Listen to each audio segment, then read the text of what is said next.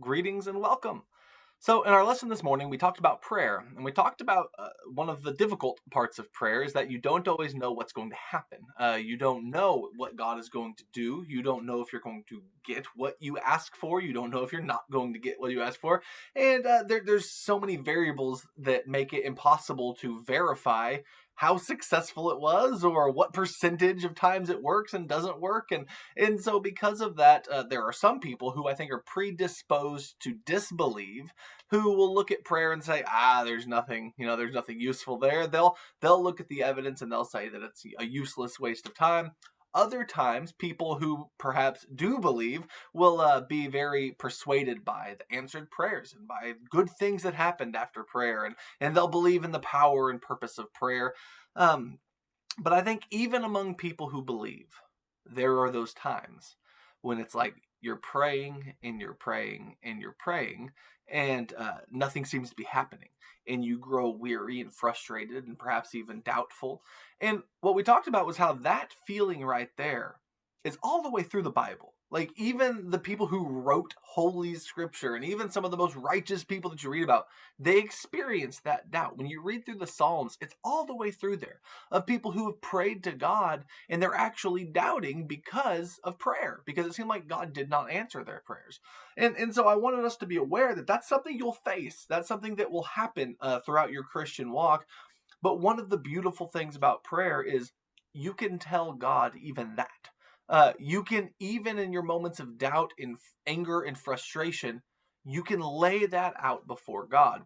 And then when you do that, that in and of itself is an act of trust in God. And the more that we practice trusting in God through prayer, even when we don't understand, even when we're not getting what we want, when the more that you pour yourself out, the more trusting you become. You grow stronger. It's like exercise. The more you do something, the stronger you get at that. And the more you practice the discipline of trust through prayer, I think the stronger that you get. So, having said all of that, we also talked about the fact that there is more to prayer than just asking for something and seeing if you get it. Petition is an important part of prayer, and it's not a part to be ashamed of or embarrassed about. But there's a lot more to prayer than that. And there's the building relationship aspect of prayer. And so we talked about prayer in a number of ways. We talked about some of the things that are beneficial. We talked about some of the things that are frustrating. We talked about how prayer is best understood not by sitting down and thinking about it and trying to figure it out, but by actually practicing it and making prayer a part of your life. Because I don't know many people who, when they have made prayer the practice of their lives, regret it.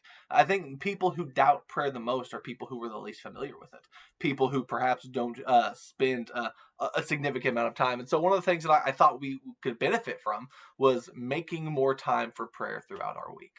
Okay, so that was kind of the lesson this morning. What I want to do tonight is look at a passage from Matthew chapter 14, and we'll see a couple of things related to the lesson this morning in it. And we'll kind of try to tie those together. But you do see something of the prayer life of Jesus, which we discussed earlier. You see a lot of heartache and doubt and fear and sorrow in this chapter. But then you also see this chapter turn into trust and worship. And so it's like you get kind of all of it. You have trust, but you also have doubt, you also have sorrow, and you also have the example of Jesus. And so we're going to talk about Matthew 14 and then kind of make some conclusions at the end of it. But Matthew 14 begins with the troubling story of John the Baptist and Herod, where John the Baptist is killed because of the sins of Herod.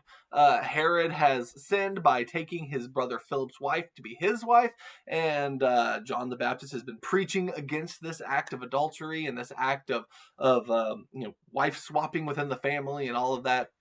And because of that, Herodias, Herod's wife, is furious and gets kind of an in and is able to persuade Herod to have John beheaded.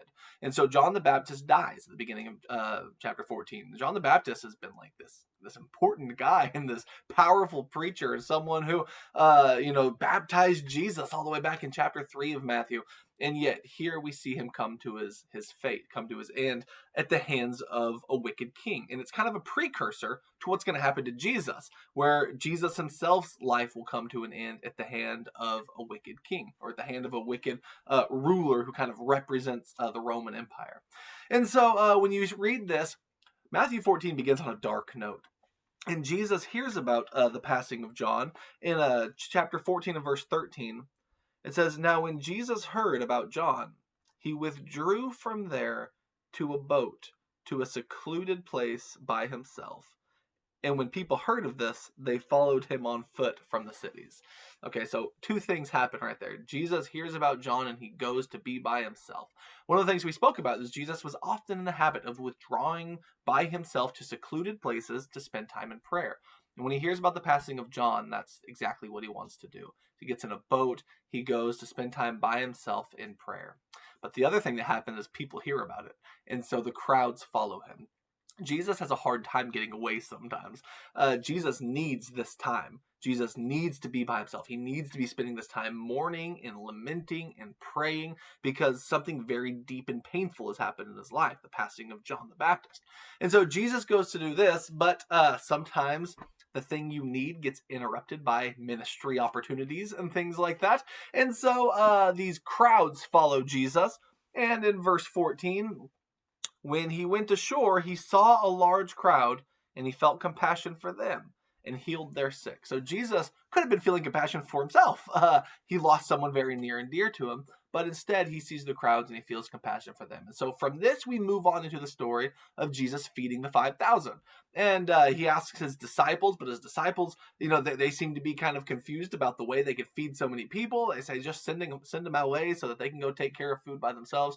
But Jesus instead miraculously feeds the 5,000. They have baskets full afterwards. It's amazing, and everyone is in awe. And then it says in verse 22, right after the feeding of the 5,000, immediately he, Jesus, made his disciples get into the boat and go ahead of him to the other side while the crowds were away. And after he sent the crowds off, he went up to the mountain by himself to pray. And when it was evening, he was there alone. And so remember, he went off to go be by himself and to pray and to spend time in prayer after hearing about John the Baptist. But the crowds followed him. So then he miraculously feeds the crowds and he sends them away. Then he sends his disciples out in a boat. And he goes back up onto a mountain by himself to spend the night in prayer.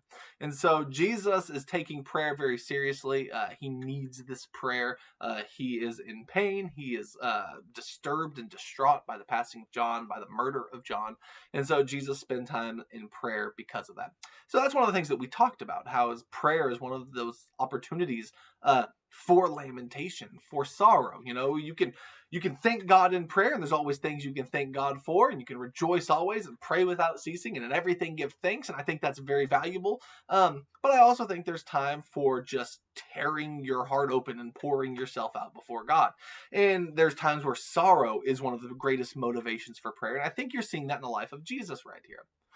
But the story continues, and it moves from John the Baptist to the feeding of the 5,000 to the next story, which is where the disciples are out on the boat. Jesus has been by himself praying, and a storm comes. I'm going to read the next couple of verses here.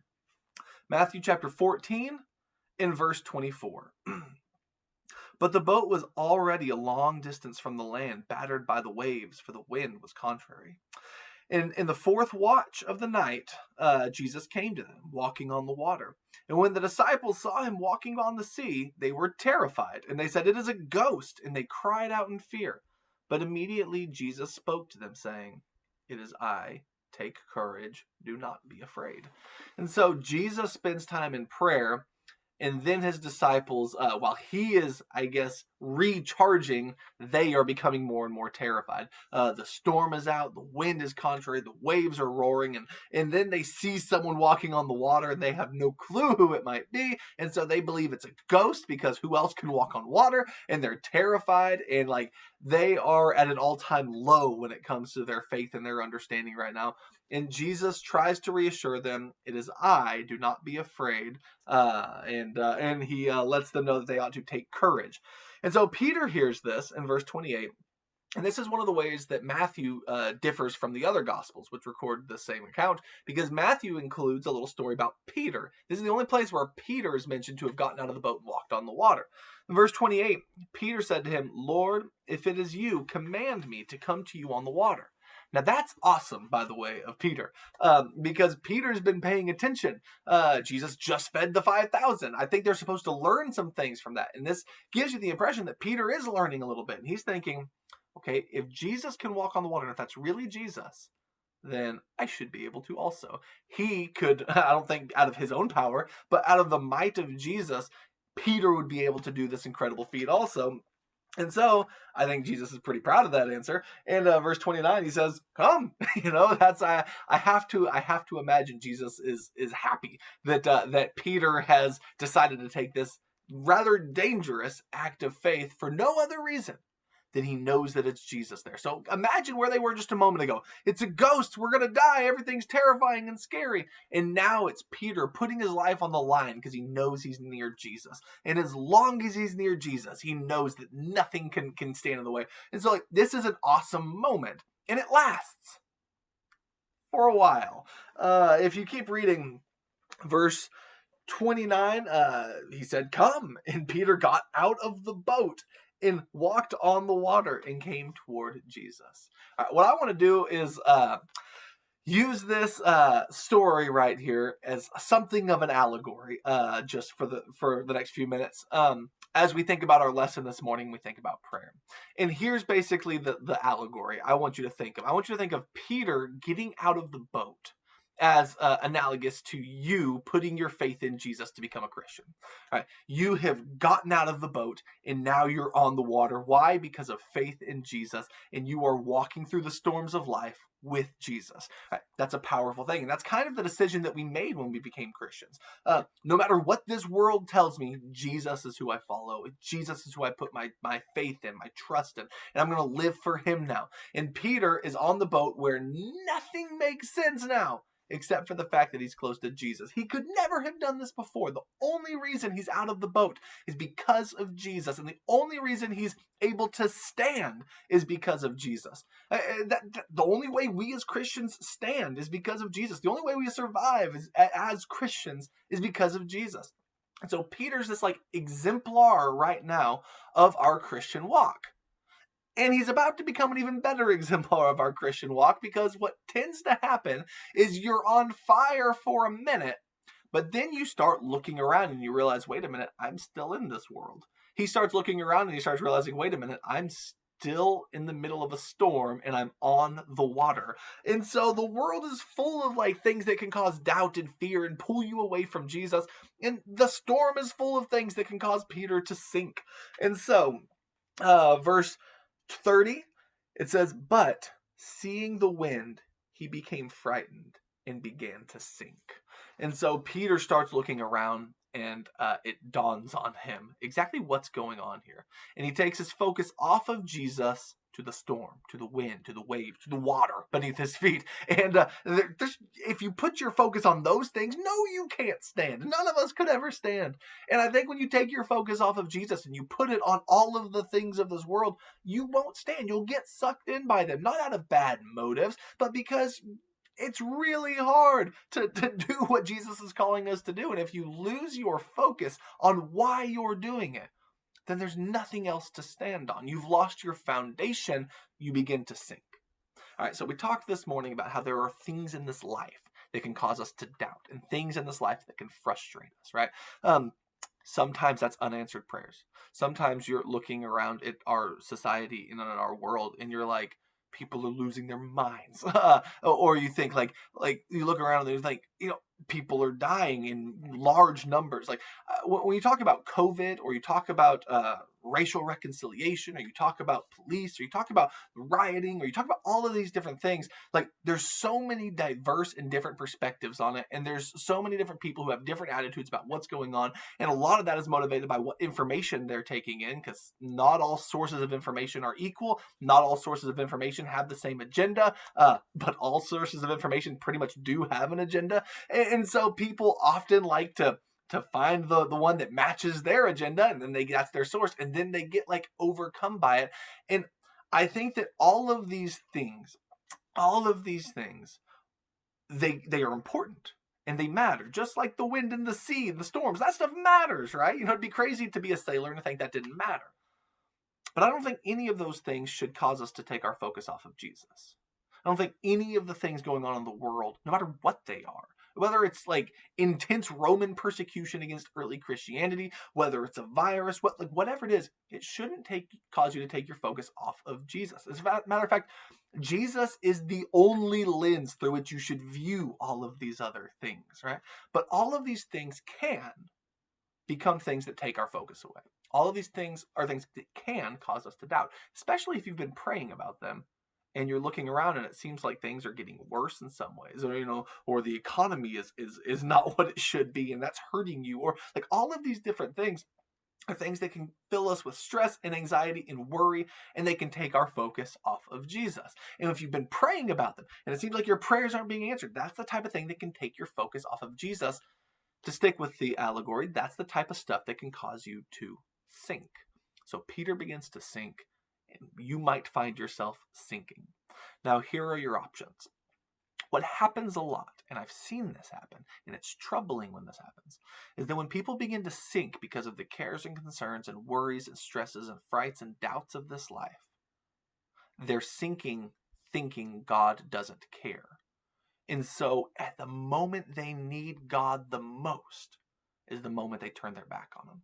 The moment they stop praying, the moment they stop reading scripture, the moment they stop meeting with the community of Christians to build them back up. Like the moment when they're at their lowest, when they need God more than ever before, is the moment they walk away. And that's when you drown, right? Peter begins to sink. And he's afraid, and he is doubting, and he's focusing on all things around him, and he has an option. Either he can drown and keep focusing on the water, or he could recognize that in his doubt he's lost control and he needs Jesus now more than ever, and so he can call out. And that's what Peter does. Peter, in his moment of doubt and sinking and drowning, doesn't try to do it on his own. He cries out with the words, verse 30, Lord, save me. I think that's what we do as Christians and as followers when we don't know what else to do. You don't say, God isn't listening, I have to handle this on my own. You call out to him even more and even louder, and you never give up doing that. Peter could have said, no, I'll find a way to swim. Jesus is letting me sink anyway. He's not going to be of help to me. He could say, the storm's too terrifying. There's too much going on. But that's not going to help. What he does instead is he has enough faith to get out of the boat, and he has enough faith to reach out to Jesus while he's sinking. All right, that's important. That's what gets you through. You've had enough faith to get out of the boat. There are times you're going to be sinking. What do you do then? You could take the option of giving up on God, and I'm pretty sure that's when you drowned. Or you could follow Peter's example here, and you can call out to God as never before. And that's what Peter does. He calls out, Lord, save me. In verse 31, immediately Jesus stretched out his hand and took hold of him and said, you of little faith, why did you doubt? See, Jesus notices that Peter's faith isn't what it should be. And I'll tell you about me. My faith isn't always what it should be. I can tell you about you. Your faith isn't always as it should be. You're going to doubt. There are times, like no one is at 100% faith all the time. It comes, it goes, it rises, it falls. Like faith varies. And you want, over time, hopefully the trajectory is that it's moving in the right direction. But it's going to be like this from time to time as it doesn't. And that's hard. There are times you're going to doubt. But what you do, not because it feels right, but because you've made a commitment to do it, is when those moments of doubt come, Lord, save me. That's when you call out to Jesus, and Jesus will grab you by the hand. Here's what Jesus didn't do. He didn't say, nope, not saving you, you're doubting. He didn't say, nope, not saving you, you don't trust me enough. He didn't rebuke Peter and let him drown and die because Peter doubted. He saved Peter and admonished him to grow still more in his faith. Right? Then after this happens, they get onto the boat, and then notice what happens next. Verse 32. And then they got onto the boat, and the wind stopped. Storms of life don't last forever. They don't. This won't last forever. Storms of life don't last forever. And that's important. They come and they go, and sometimes you have to learn new ways of dealing with things, but they don't last. So don't make eternal decisions based on momentary trials. The storm stopped, the wind stopped. Pain and hardship eventually finds ways to stop. And then verse 33, and those who were in the boat worshipped him, saying, "You are certainly God's son." So a couple of things I think are very interesting there. They get into the boat, and what's their response? It's worship. What was their response at the beginning of the story? Fear and terror that they were going to die. And then they even thought that Jesus was a ghost. But by the end of the story, they're worshiping, and they are certain that he is the Son of God. Certainly, this is God's Son. So doubt turned to certainty, fear led to worship. And what happened in the middle? Jesus. Like the whole thing that connects those two ends was Jesus. If you leave Jesus, you don't get that bridge there. The bridge that puts faith to worship, or fear to faith, and doubt to worship. Like you don't have that without Jesus. Jesus is what makes that connection work. And so there's a lot I think that could be said about this passage. I think when you read through the Psalms and you ask the question, who is it that stills the wind and the sea? I think Jesus is your answer that you can, or God is your answer you come away with, which is one of the reasons why they worship Jesus. Because who are you supposed to worship? Matthew chapter 4, this word worship that's used right here is used by Jesus when he's talking to the devil, when he's talking to Satan there in the wilderness. And the devil is trying to get Jesus to worship him, and Jesus responds by saying, "You shall worship the Lord your God, and him only shall you serve." That word worship is something that is directed only towards God. And yet, what happens as Jesus proves himself to do what the divine God of Israel can do by stilling the storm and walking on the water and feeding the hungry, and all of the things Jesus has done in this chapter, they fall down and they worship him. They give Jesus the response that is due only God because they're starting to learn some things about Jesus. They're starting to see him in a new and in a divine light. And Jesus, as the embodiment of God on earth, is able and willing to be worshipped. And so you see this story begins with tragedy and darkness with the death of John. You see Jesus himself wanting to go off and be alone on a mountain. He ends up feeding the people before he goes off to be alone. But then when he comes out to his disciples, he does so in a miraculous manner, but they are terrified and fearful. Yet because they stick with Jesus throughout, they end up worshiping. Peter himself has enough faith to get out of the boat, but faith doesn't always stay at the same level. It's at one level when he's on the boat and he gets out. It drops suddenly as he's walking on the water, looking at the wind and the waves and the sea. But it rises again once Jesus puts him back on the boat. Sometimes you'll be on the boat. Sometimes you'll be off the boat. Sometimes you'll be on the water. Sometimes you'll be under the water. And the key through it all is don't give up on Jesus. I think it's a powerful reminder. And I think that when it comes to our prayer lives, it's an encouragement to pray always, pray without ceasing, that we ought always to pray and never give up. Like prayer is something we should put our trust in because prayer is an act of trust. And I think the more it takes trust to pray, but praying also builds trust. And the more you continue that cycle, I think the more faithful you'll be. I think the stronger you'll be when the ebbs and flows of life make their way to you. I love you. I hope this is beneficial to you, and may the love of God be with you.